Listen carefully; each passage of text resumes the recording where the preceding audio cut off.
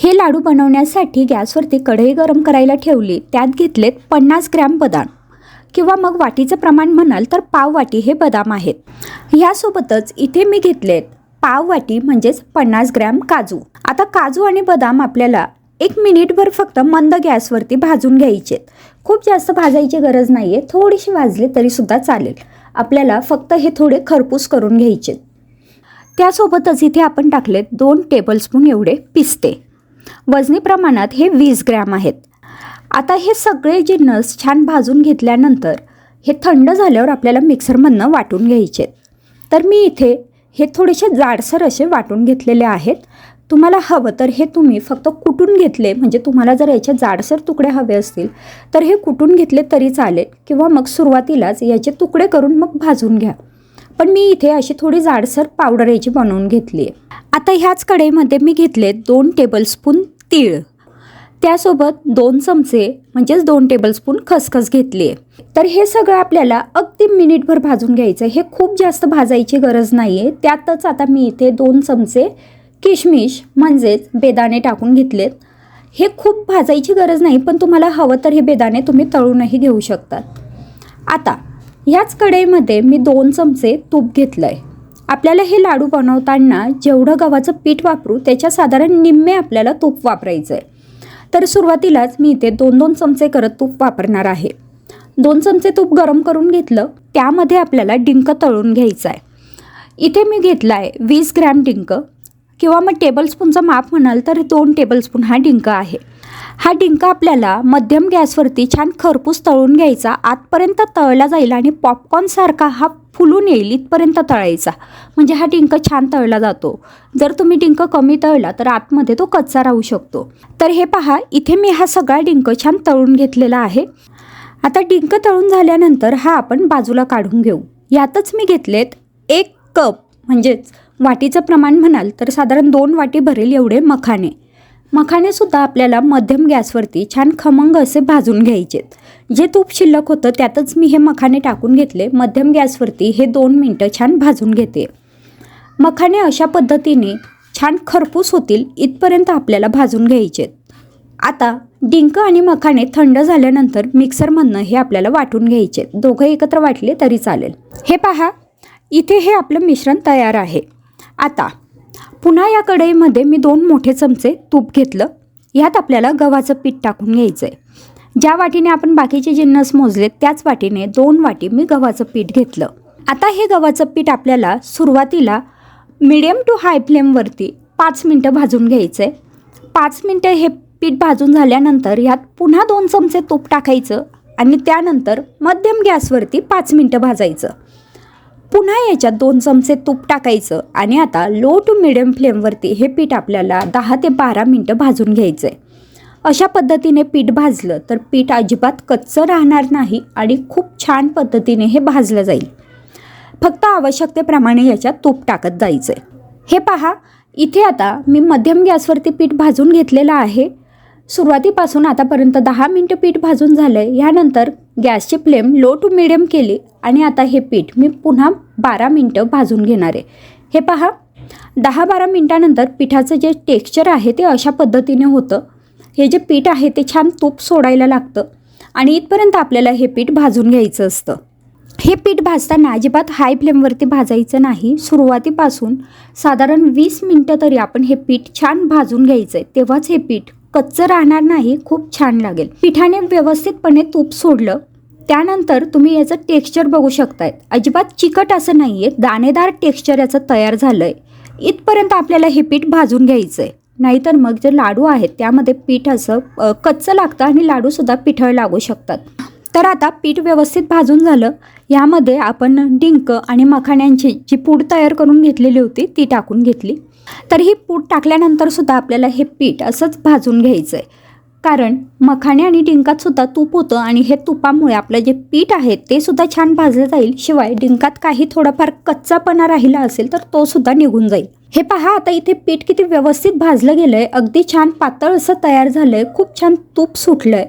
आता ह्या स्टेजला ह्याच्यात आपण टाकून घेणार आहोत बदामाची, म्हणजेच आपण जे ड्रायफ्रूटची पूड बनवून घेतली आहे ती, काजू, बदाम, पिस्ते. ह्याची पूड टाकल्यानंतर सुद्धा लो फ्लेमवरतीच आपल्याला हे एकजीव करायचं आहे आणि आता अगदी मिनिटभर फक्त आपल्याला हे भाजून घ्यायचं आहे. भाजून घेण्यापेक्षा हे फक्त एकजीव होईल इथपर्यंतच आपल्याला गॅस चालू ठेवायचा आहे. त्यानंतर गॅस बंद केला तरी चालेल. आता यानंतरच लगेच मी याच्यात तीळ, खसखस आणि जे आपण मनुके म्हणजेच किशमिश टाकून घेतले होते बेदाणे, तर ते टाकून घेतले आणि ते टाकल्यानंतर हे पुन्हा एकजीव केले. आता गॅस बंद करायचा आहे. आता याच्यात आपल्याला टाकायचं आहे पाव चमचा वेलची पूड म्हणजेच विलायची पावडर. त्यासोबतच पाव चमचा आपल्याला याच्यात जायफळ टाकून घ्यायचं आहे म्हणजे जायफळची पावडर. जर जायफळची पावडर नसेल तर अशा पद्धतीने जायफळ किसून टाका, पण साधारण पाव चमचा भरेल अंदाजे त्या पद्धतीने ही टाकून घ्यायची. आता हे सगळं चांगलं एकजीव केलं. त्यानंतर ही कढई आपल्याला आता गॅसवरून खाली उतरून घ्यायची आहे. 1 वाटी गुळाची पावडर मी टाकून घेतली आहे. गुळाची पावडर नसेल तर गुळ बारीक चिरून किंवा किसून टाकला तरी चालेल. गुळ पावडर टाकल्यानंतर चांगले एकजीव करायचं. मिश्रण गरमच आहे त्यामुळे ही जी गुळ पावडर आहे ती ह्याच्यात अगदी व्यवस्थित मिक्स होते.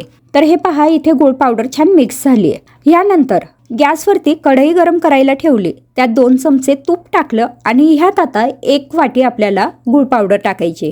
आता ह्यावेळी आपल्याला याचा पाक बनवून घ्यायचा आहे. तर निम्मे गुळ पावडर आणि निम्मे गुळाचा पाक असं टाकल्यामुळे तुमच्या लाडूंची जी चव आहे ती खूप छान होते. शिवाय लाडू बांधताना बऱ्याचदा कोरडे होतात, तर तशी समस्या येत नाही. तर हे शेवटचा लाडू वळेपर्यंत आपले जे मिश्रण आहे ते छान मऊ असं राहील आणि आपल्याला लाडू अगदी व्यवस्थित वळता येतील. तूप आणि गुळ हे एकत्र केल्यानंतर मंद गॅसवरती मी याचा पाक बनवून घेते. आवश्यकता वाटत असेल तर याच्यात अगदी चमचाभर तुम्ही पाणी टाकू शकतात. हे पहा, अशा पद्धतीने गुळ वितळला की त्यानंतर मंद गॅसवरतीच हा शिजू द्यायचा आणि त्याला थोडासा असा फेस आला की लगेच गॅस बंद करायचा. आता इथे आपला पाक तयार झालेला आहे. हा पाक सुद्धा आपण जे लाडूंचं मिश्रण बनवून घेतलं होतं त्यात टाकून घेऊ. पाक टाकल्यानंतर हे चांगलं एकजीव करायचं आणि आता आपण याचे लाडू वळायला घेऊ. तर लाडू वळताना तुम्हाला हवे त्या आकारात छोटे किंवा मोठे लाडू तुम्ही याचे वळू शकतात. गूळ आणि गुळाचा पाक हे दोन्हीही टाकल्यामुळे अजिबात हे मिश्रण कोरडं होणार नाही आणि अगदी तुम्हाला व्यवस्थित लाडू वळता येतील. त्याच पद्धतीने जर तुम्हाला इथे तुपाचं प्रमाण कमी जास्त करायचं असेल तर तुम्ही तसं सुद्धा करू शकतात. ड्रायफ्रूट जे आहेत ते सुद्धा आपण आपल्या आवडीप्रमाणे वापरू शकतो. डिंक तर आपण इथे वापरला आहे, पण जर तुम्हाला मेथी किंवा मग खारीक खोबरं वापरायचं असेल तर ते सुद्धा तुम्ही ह्या लाडूंमध्ये टाकू शकता. पण फक्त ड्रायफ्रूट वापरून सुद्धा हे लाडू खूप छान लागतात. मी आता हे सगळे लाडू इथे वळून घेतलेले आहेत आणि एवढ्या प्रमाणात माझे जवळपास 800 ग्रॅम म्हणजे पाऊण किलो लाडू तयार झालेत आणि नगाने म्हणाल तर साधारण 22 लाडू इथे तयार झालेले आहेत. हे लाडू बनवण्यासाठी इथे गॅसवरती मी एक कढई गरम करत ठेवली. कढई गरम झाली की त्यात आपल्याला 2 वाटी खोबऱ्याचा किस टाकायचा आहे. हा खोबऱ्याचा किस आपल्याला मंद गॅसवरती छान खरपूस भाजून घ्यायचा आहे. जोपर्यंत हा किस व्यवस्थित भाजला जात नाही आणि त्याचा थोडासा रंग बदलत नाही तिथपर्यंत आपल्याला भाजून घ्यायचा आहे, पण गॅस मंद ठेवायचा आहे. खोबऱ्याचा किस भाजून झालाय, हा मी बाजूला काढून घेते. आता ह्याच कढईमध्ये मी घेतली 1 वाटी खारीकची पावडर. तुम्ही खारीक दळूनही आणू शकतात किंवा किराणा दुकानावरती ही डायरेक्ट खारीकची पावडर सुद्धा मिळते. ही खारीकची पावडर सुद्धा आपल्याला अगदी मंद गॅसवरती छान भाजून घ्यायची आहे. अगदी 1-2 मिनिटं भाजून घेतल्यानंतर ही खारीकची पावडर सुद्धा मी आता बाजूला काढून घेतली आहे. आता या कढईमध्ये मी 2 ते 3 चमचे साजूक तूप घेतलंय. तूप गरम झालं की याच्यात आपल्याला डिंक टाकून घ्यायचा आहे. तर साधारण पाव वाटी किंवा मग चमच्याचा अंदाज घेतला तर 3 चमचे हे डिंक आहे. डिंक आपल्याला या तुपामध्ये छान तळून घ्यायचा आहे. जोपर्यंत डिंक छान फुलत नाही आणि अगदी पांढरा शुभ्र होत नाही तोपर्यंत तळून घ्यायचा आहे. डिंक तळून झालेला आहे तो मी काढून घेते आणि ह्याच तुपामध्ये आता मी बदाम तळून घेणार आहे. तर पाव वाटी मी इथे बदाम घेतले. बदाम किंवा हे जे सगळं साहित्य आहे याची क्वांटिटी तुम्ही तुमच्या आवडीनुसार कमी जास्त करू शकतात. बदाम तळून झाले की यातच आपल्याला पाव वाटी काजू तळून घ्यायचे. काजू सुद्धा तळून झालेले आहेत. खोबऱ्याचा किस जो आपण भाजून घेतला होता तो मी मिक्सरमधनं अशा पद्धतीने बारीक वाटून घेतलाय. त्यासोबतच जे ड्रायफ्रूट आपण तळून घेतलेले होते त्याचे सुद्धा मिक्सरमधनं अशी जाडी भरडी पावडर बनवून घेतलेली आहे. तुम्हाला हवं तर ते फक्त तुम्ही कुटून घेऊ शकता. त्यासोबतच खारीकची पावडर इथे घेतली आहे आणि जो डिंक आपण भाजून घेतला होता तो सुद्धा मी मिक्सरमधनं वाटून घेतला आहे. आता याच्यात आपल्याला साधारण 1 चमचा जायफळ टाकून घ्यायचं आहे, किसून टाकायचं आहे. आता कढईमध्ये जे तूप शिल्लक होतं त्या तुपामध्ये मी अर्धी वाटी गूळ घेतलेला आहे. हा गूळ आता मंद गॅसवरती मी या तुपात वितळून घेणार आहे. पाक बनवायची गरज नाही. खारीक पावडर ऑलरेडी गोड असते, त्यामुळे हा गूळ कमी वापरला तरी सुद्धा पुरेसा होतो. तर तुम्ही बघू शकता गूळ आता छान इथे वितळलेला आहे. गूळ वितळला की लगेच आपण ज्या सगळ्या पावडर बनवून घेतलेल्या होत्या त्या पावडर ह्या गुळामध्ये मिक्स करून घ्यायच्या आहेत. आता इथे गॅस बंद करायचा आहे आणि त्यानंतर हे जे सगळे पावडर आहे ही या गुळामध्ये आपल्याला व्यवस्थित मिक्स करू.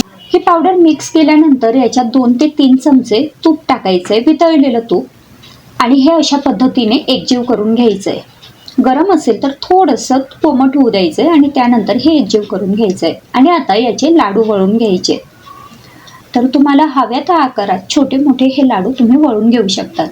अतिशय सोपे लाडू आहेत, बनवायला अजिबात वेळ लागत नाही किंवा खूप जास्त मेहनतही लागत नाही. हे पहा, अशा पद्धतीने थंडीसाठीचे जे खारीक खोबरं किंवा डिंकाचे लाडू आहेत हे इथे तयार झालेले आहेत. अगदी सोपी पद्धत आहे. अजिबात पाक बनवायची गरज नाही किंवा कुठल्याही एक्स्ट्रा मेहनत आपल्याला इथे लागत नाही.